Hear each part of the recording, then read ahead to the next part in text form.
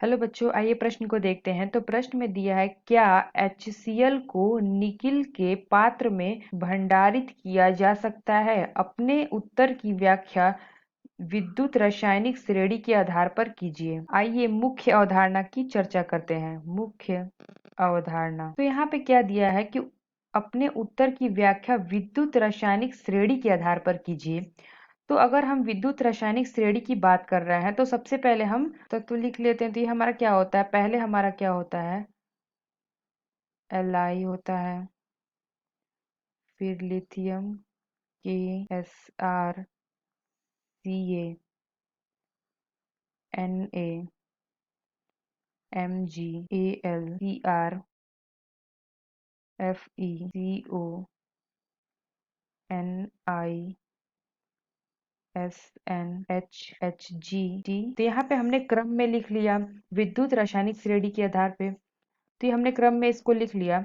तो अब हमें क्या निकालना है कि क्या HCl को निकिल के पात्र में भंडारित किया जा सकता है? तो हम जानते हैं क्या कि विद्युत रासायनिक श्रेणी में जो तत्व ऊपर से होते हैं, ये जो तत्व ऊपर होते हैं हमारे, वो अपने से नीचे तत्वों को विस्थापित कर देते हैं। तो क्या देखा हमने? तो जो हमारे विद्युत रासायनिक श्रेणी में जो तत्व ऊपर होते हैं वो अपने से नीचे वाले तत्व को स्थापित कर देते हैं।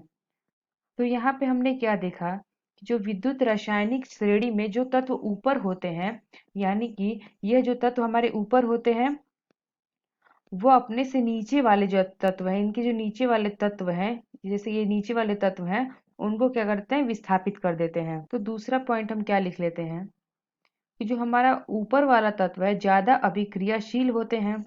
तो ऊपर वाला तत्व ज्यादा अभिक्रियाशील होता है। तो वैद्युत रसायन में जो हमारे ऊपर वाले तत्व होते हैं वो ज्यादा अभिक्रियाशील होता है। तीसरा पॉइंट हम क्या देख लेते हैं कि ऊपर वाला तत्व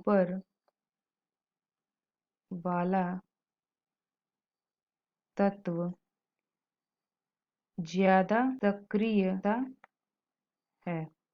तो जो हमारे ऊपर वाले तत्व होते हैं वो ज्यादा सक्रिय भी होते हैं। तो हमसे प्रश्न में क्या पूछा गया था कि क्या HCl को निकिल के पात्र में भंडारित किया जा सकता है? तो ये हमारा क्या हो जाएगा? तो ये हमारा निकिल है और ये HCl।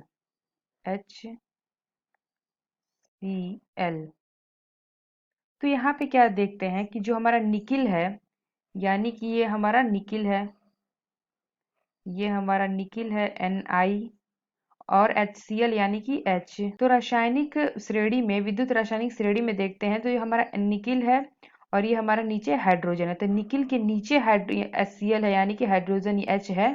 तो ये क्या कर रहा है? तो ये विस्थापित कर दे रहा है, क्योंकि हमने यहाँ पे पहला पॉइंट अपना क्या देखा था कि विद्युत रासायनिक श्रेणी में जो तत्व ऊपर होते हैं वो अपने से नीचे वाले तत्व को क्या कर देते हैं? विस्थापित कर देते हैं। तो ये जो हमारा निकिल है ये ऊपर है, तो ये क्या कर रहा है कि HCl को यानी कि H को विस्थापित कर दे रहा है। तो विस्थापित करके क्या बना दे रहा है? तो ये हमारा क्या हो जाएगा? विस्थापित कर देगा तो हमारा क्या बन जाएगा? NiCl2 और प्लस यहाँ पे हाइड्रोजन गैस निकलती है। तो यहाँ प्रश्न हमसे क्या पूछा गया था कि निकिल के पात्र में भंडारित किया जा सकता है।